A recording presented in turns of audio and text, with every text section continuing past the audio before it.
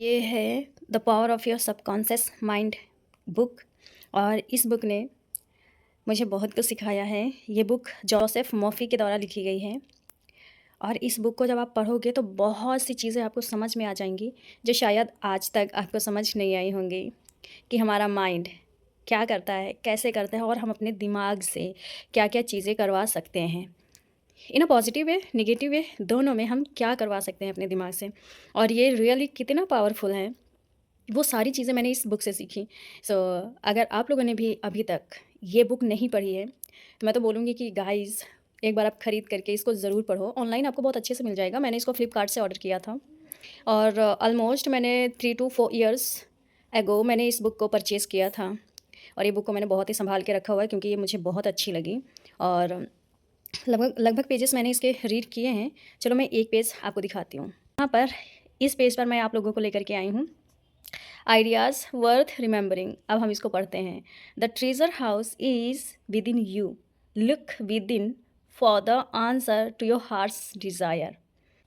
Your subconscious has the answer to all problems. If you suggest to your subconscious prayer to sleep, I want to get up at 6 a.m. It will awaken you at that exact time. Change your thoughts and you change your destiny.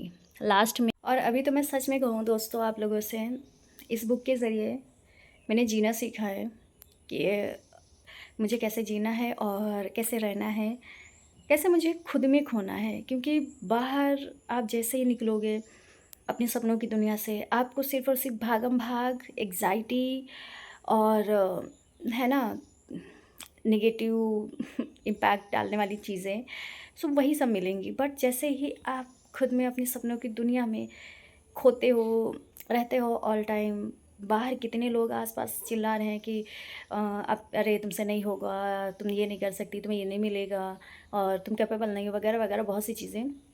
तो वहाँ पर पता है क्या होता है, वो चीज़ें मन में बैठने लगती हैं। लेकिन जब आप उनकी सारी बातें नहीं सुनते हो, खुद में खोए रहते हो, अपनी एक दुनिया, अपनी किताबों की दुनिया बना लेते हो, जो भी दुनिया आप चाहते हो अपने अराउंड की ऐसी हो, और वो अपने आप मन में बना लेते हो, इमेजिन कर लेते हो, फिर कोई भी चीज़ आपको इम्पैक्ट नहीं कर सकती, कभी नहीं कर सकती। तो मैंने ये चीज़ खुद से मतलब मैंने ये चीज़ खुद में कर रखी है। और मैं हमेशा ये चीज़ें सोचती रहती हूँ कि ना बाबा, ये सारी चीज़ें नहीं सोचना, खुद में खोए रहो। हाँ, आपको अपनी ज़िम्मेदारियाँ इस जीवन में निभानी है और जो भी कर्म करने हैं, एक्शन लेने हैं, वो आपको यही सब कुछ लेने हैं।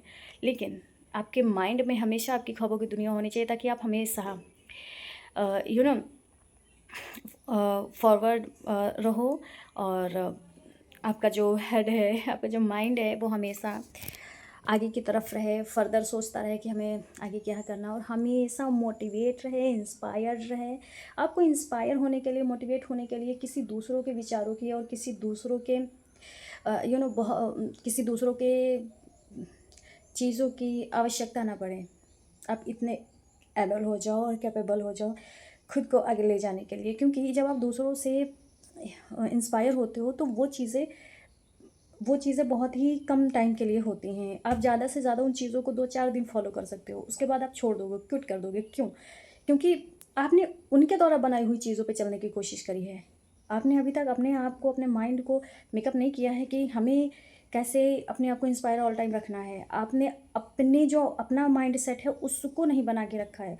और जब तक माइंड सेट नहीं होता है तब तक कोई चीज़ नहीं हो सकती। हर एक चीज़ के लिए, चाहे आप मैनिफेस्टेशन करना चाहो, चाहे मैनिफेस्टेशन क्या है? मैनिफेस्टेशन का मतलब है कि जो आपने विचार अपने माइंड में पाले हैं, मतलब बनाए हैं, उनके लिए एक्शन लेना, उनको जीना, यही है मैनिफेस्टेशन। जब आप उनको जीना पहले से शुरू कर देते हो तो वो लाइफ, वो चीज़ें आपको पता नहीं चलेगा कि किस टाइम कहाँ पे वो चीज़ें आपकी लाइफ में रियलिटी में चेंज हो जाएंगी, आ जाएंगी।